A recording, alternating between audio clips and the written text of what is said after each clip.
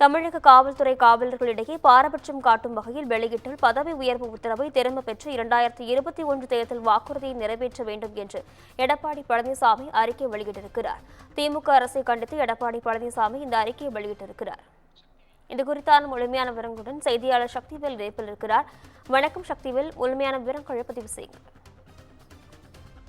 நிச்சயமாக வணக்கம் நிஷா. தமிழக காவல்துறையிடையே பாரபட்சம் காட்டும் வகையில் வெளியிட்டுள்ள பதவி உயர்வு உத்தரவை திரும்ப பெறும் 2021 சட்ட தேர்தலில் வாக்குறுதியை நிறைவேற்றாத திமுக அரசை கண்டித்து அறிக்கை ஒன்றை அதிமுக சார்பில் வழங்கப்பட்டுள்ளது.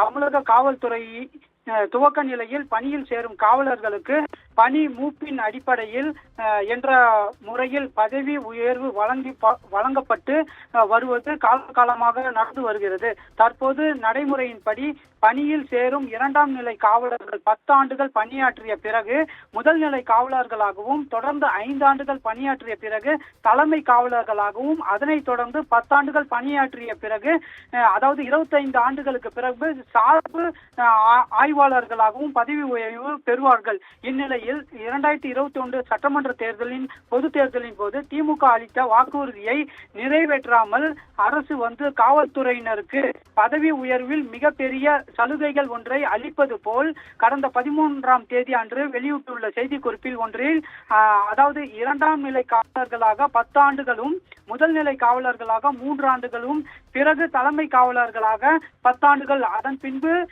பணி மாறுதல் செய்யப்படும் என்று அறிவிக்கப்பட்டுள்ளது. குறிப்பாக அதாவது 23 ஆண்டுகளுக்கு பிறகு சிறப்பு சார்பு ஆய்வாளர்கள் பதவி உயர்வு பெறுவார்கள் என்று அந்த ஆணையில் வெளியிடப்பட்டுள்ளதாக குறிப்பிடப்பட்டுள்ளது.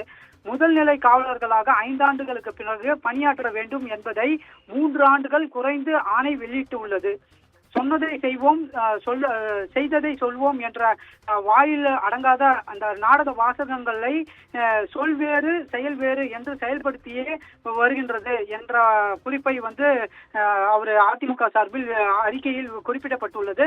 அதாவது குறிப்பாக கடந்த 2021ஆம் ஆண்டு அதாவது திமுக தேர்தல் அறிக்கையில் 20 ஆண்டுகள் பணி முடித்த காவலர்களுக்கு சிறப்பு சார்பு ஆய்வாளராக பதவி உயர்வு வழங்கப்படும் என்றும் வாக்குறுதி அளித்தனர்.